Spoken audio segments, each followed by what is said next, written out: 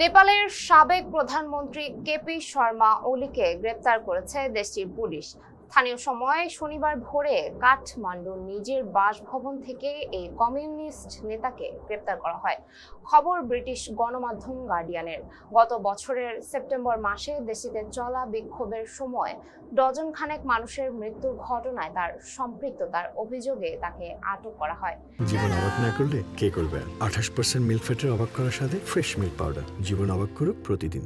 একই সঙ্গে সাবেক স্বরাষ্ট্রমন্ত্রী রমেশ লেখককেও বিক্ষোভকারীদের ওপর গুলি চালানোর নির্দেশ দেওয়ার অভিযোগে আটক করা হয়েছে।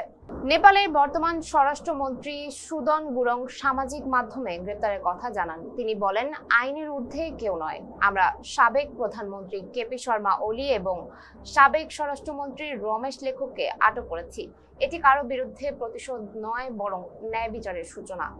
এদিকে 2025 সালের গণ অভ্যুত্থানের পর ওলি সরকারের পতন ঘটে এবং নতুন নির্বাচনের পথ তৈরি করে।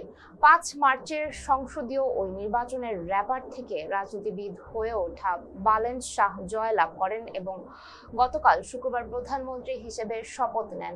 আর শপথ নেওয়ার একদিন পরেই এই গ্রেপ্তারগুলো ঘটে।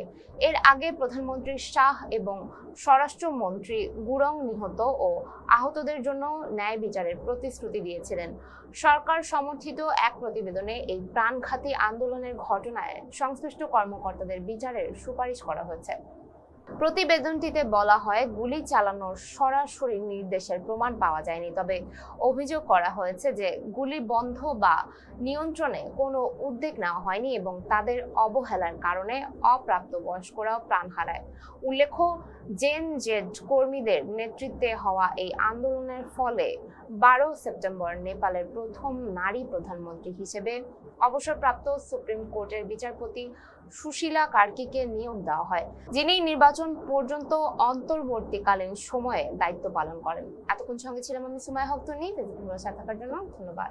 জীবন অবাক না করলে কে করবে? 28% মিল্ক ফ্যাটের অবাক করার সাথে ফ্রেশ মিল্ক পাউডার। জীবন অবাক করুক প্রতিদিন।